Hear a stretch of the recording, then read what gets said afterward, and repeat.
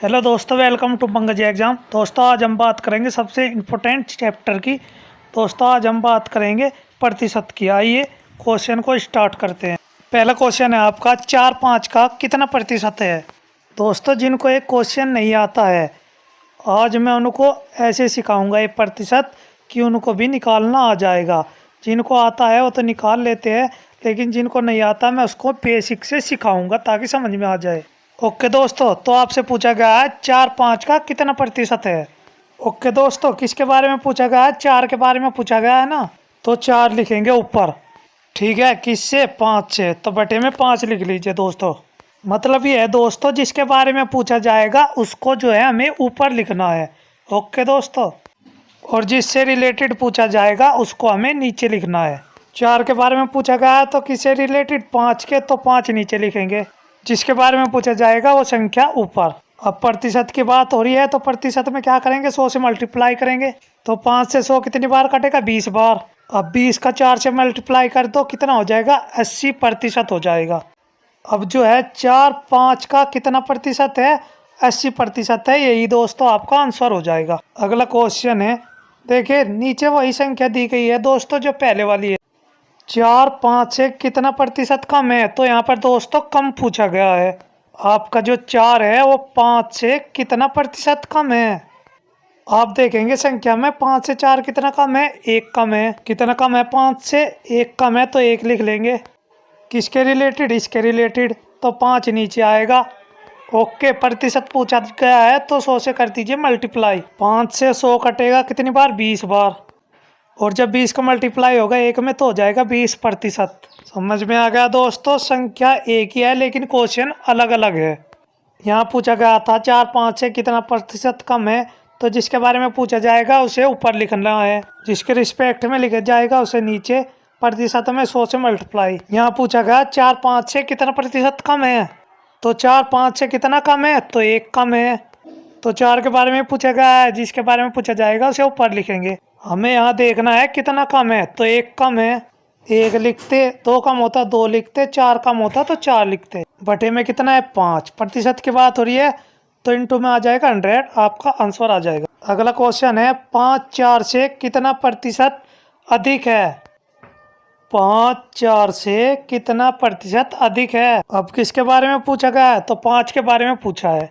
5-4 से 5 के बारे में पूछा है। ओके दोस्तों, लिख लेते हैं 5-4 से कितना प्रतिशत अधिक है। अधिक पूछा गया है तो चेक कर लेंगे, वो जो 5 है वो 4 से कितना प्रतिशत अधिक है। एक ही तो अधिक है 4 से 5। यहाँ पर 4 के बारे में पूछा गया था 4-5 से कितना कम है, तो 1 कम था। यहाँ 5 के बारे में पूछा गया 5-4 से कितना प्रतिशत अधिक है, एक ही तो अधिक है। तो 5-4 से कितना अधिक है दोस्तों? 1 अधिक है, तो यहाँ पर 1 लिख लिया। किससे? 4 से। प्रतिशत की बात हो रही है तो कर दो मल्टीप्लाई किससे? 100 से। ठीक है, 4 से 100 कितनी बार कटेगा? 25 बार। तो 1 का 25 से मल्टीप्लाई कर दो, कितना हो जाएगा? 25%। कितना अधिक है आपका? 5-4 से 25% अधिक है। ओके दोस्तों, उम्मीद करता हूँ आपकी समझ में आ रहा होगा क्वेश्चन।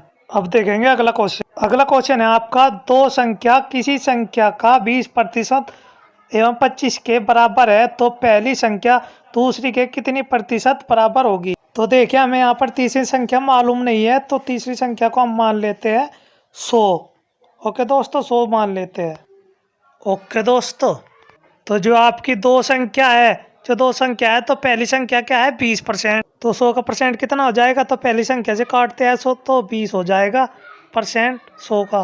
क्लियर है? अब दूसरी संख्या निकालते हैं। 100 का 25% कितना हो जाएगा? तो 25 ही हो जाएगा। यहाँ तक क्लियर है? पूछा क्या गया है? पहली संख्या दूसरी के कितने प्रतिशत बराबर है। पहली संख्या पूछी गई है ना, तो मैंने आपको क्या बताया है, जो पूछा जाए उसे ऊपर लिखेंगे। ठीक है दोस्तों, जो पूछा जाए उसे ऊपर लिखेंगे, यही तो मैंने आपको बताया था। तो देखिए क्या पूछा गया है? 20%। तो पहली संख्या 20 है तो 20 ऊपर लिखेंगे। किससे? 25 से। तो 25 नीचे लिखेंगे, इंटू कर देंगे 100। 25 से 100 कटेगा 4 बार, और 20 का 4 से मल्टीप्लाई हो जाएगा 80%। क्लियर है दोस्तों? यही आपका आंसर है।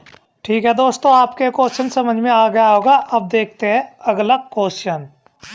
दो संख्या किसी तीसरी संख्या का 20% एवं 25% बराबर है तो पहली संख्या दूसरी संख्या के कितने कम होगी। यहाँ पर पूछा गया कम। क्वेश्चन बिल्कुल वही है लेकिन यहाँ पर कम पूछा गया है। तो तीसरी संख्या का क्या मान लेते हैं दोस्तों, 100 मान लेते हैं। और 100 का 20% निकालेंगे तो पहली संख्या दोस्तों क्या हो जाएगी आपकी, 20 हो जाएगी। और दूसरी संख्या दोस्तों पहले की तरह 25 हो जाएगी। अब देखिए पहली संख्या दूसरी से कितने प्रतिशत कम होगी, ये पूछा गया। यहाँ पर पहली संख्या दूसरी संख्या से कितना प्रतिशत कम है दोस्तों, 5 कम है। तो 5 लिखेंगे ऊपर दोस्तों, किससे, 25 से। तो 25 नीचे लिखेंगे दोस्तों, इंटू करेंगे दोस्तों 100। 25 से 100 कितनी बार कटेगा, 4 बार। और 5 का और 4 का मल्टीप्लाई कर दो, कितना हो जाएगा, 20% दोस्तों। तो जो पहली संख्या दूसरी संख्या से कितनी प्रतिशत कम होगी दोस्तों, 20% कम होगी। यही आपका आंसर होगा। ओके दोस्तों, उम्मीद करता हूँ क्वेश्चन में कोई डाउट नहीं होगा। अगला क्वेश्चन देखते हैं। अगला क्वेश्चन है दोस्तों, दो संख्या किसी तीसरी संख्या से 20 एवं 25% अधिक है तो दूसरी संख्या पहली संख्या से कितना प्रतिशत अधिक होगी।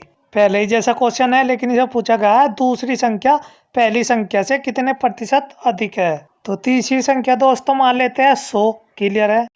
तो पहली संख्या निकालेंगे तो पहली संख्या जो है आपकी 20% अधिक है। तो 100 का 20% 20 हो जाएगा। जब अधिक की बात होती है क्या करते हैं, तो 100 में प्लस करके लिखेंगे तो कितना हो जाएगा, 120 हो जाएगा। दूसरी संख्या क्या हो जाएगी, 125 हो जाएगी। यहाँ तक बात क्लियर है दोस्तों।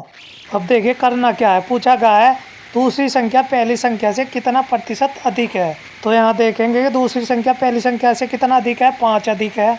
तो दूसरी संख्या पहली से कितना अधिक है, 5। तो 5 ही तो अधिक है। कितना यहाँ पर आ जाएगा, 5। कितने से, ये पहली से ही तो अधिक है। तो यहाँ पर आ जाएगा बटे में 120। इंटू क्या करना है, 100 करना है। ठीक है दोस्तों। अब देखिए 1 0 से 1 0 कट गया, 2 से कटेगा ये 5 बार ही, और 2 से कटेगा ये 6 बार। 5 5 का मल्टीप्लाई कितना हो जाएगा, 25। और बटे में कितना आ जाएगा, 6। ठीक है। यदि आपका आंसर इस फॉर्म में दिया है तो इस फॉर्म में कर दीजिए, और इसे भी आप सोल्व कर सकते हैं। ठीक है। तो 6 चौक 24 हो जाएगा। तो 4 सही 1/6% आंसर आ जाएगा दोस्तों। ठीक है दोस्तों। तो दूसरी संख्या पहली से कितनी अधिक है, 5 है। तो 5 लिख लेंगे। किससे अधिक है, पहली से। तो पहली नीचे लिखेंगे, जिसके बारे में पूछा गया है उसे ऊपर लिखते हैं, और जिसके बारे रिस्पेक्ट में पूछा गया है उसके नीचे, और मल्टीप्लाई कर देंगे 100 से प्रतिशत के लिए। ओके दोस्तों, आप देखेंगे अगला क्वेश्चन। अगला क्वेश्चन है आपका, दो संख्या किसी तीसरी संख्या से 20% 25% है तो पहली संख्या दूसरी संख्या से कितना प्रतिशत अधिक है। तीसरी संख्या 100 मान लेते हैं पहले के जा से। तीसरी संख्या 100। बहुत सारे स्टूडेंट ये सोच रहे होंगे कि हमने ये वैल्यू क्यों चेंज नहीं की। दोस्तों मैं आपको बता दूं, मैं आपको ये समझाने के लिए ले रखे हैं, और जो एग्ज़ाम में वैल्यू आएगी आप वो यहाँ पर पोट कर देंगे। ठीक है दोस्तों, मैं तो सिर्फ आपको समझा रहा हूँ। ठीक है दोस्तों। तो देखिए 100 का 20% कितना होगा, 20 होगा। 100 का 20% होगा 20। तो यहाँ कम की बात हो रही है ना, तो 100 में से 20% कम करके लिखेंगे हम। कितना हो जाएगा, 80 हो जाएगा यहाँ पर। अब दूसरी संख्या निकालते हैं तो 100 का 25% कितना हो जाएगा, 25 हो जाएगा। तो 100 से 25 कम करके लिखेंगे तो कितना हो जाएगा, 75 हो जाएगा। तो देखिए पूछा क्या गया है, पहली संख्या दूसरी संख्या से कितना प्रतिशत अधिक है। तो पहली दूसरी संख्या से कितनी अधिक है, 5 अधिक है। तो 5 लिख लेंगे यहाँ पर। कौन सी से, दूसरी से। तो यहाँ पर 75 लिख दीजिए, इंटू में कर दीजिए 100। 25 × 75 हो जाएगा। 25 चौका 100 हो जाएगा। 5 × 4 5 चौक 20 हो जाएगा बटे 3। तो इसको भी आप सोल्व कर सकते हैं। 3 × 18 2/3। 6 सही 2/3 आपका आंसर हो जाएगा। ओके दोस्तों, उम्मीद करता हूँ दोस्तों आपके क्वेश्चन बहुत अच्छे तरह समझ में आ गया होगा। अगला क्वेश्चन है, 10 वस्तु का क्रय मूल्य 15 वस्तु के विक्रय मूल्य के बराबर है तो लाभ या हानि ज्ञात करो। देखिए दोस्तों क्या कह रहा है क्वेश्चन में, जो आपका कॉस्ट प्राइस है, कॉस्ट प्राइस आपका क्या है। देखिए कॉस्ट प्राइस जो है वो है 10 वस्तु का क्रय मूल्य 15 वस्तु के विक्रय मूल्य के बराबर। तो आपका क्रय मूल्य क्या है, वो है 10। ठीक है दोस्तों। विक्रय मूल्य क्या है आपका दोस्तों, जो सेल प्राइस है वो जो है 15 वस्तु के विक्रय मूल्य के बराबर। बात समझ में आई दोस्तों। तो देखिए ये जो है 10 वस्तु, ये है 15 वस्तु। अब देखिए दोस्तों जो कॉस्ट प्राइस है वो है आपका 10 वस्तु, और जो सेलिंग प्राइस है वो है 15 वस्तु। लेकिन क्या है दोस्तों, यहाँ पर बराबर का साइन है। देखिए मैं आपको समझा दूँ, जैसे आपने 10 रुपये में 10 वस्तु खरीदी और 10 रुपये में 15 वस्तु बेची, ठीक है।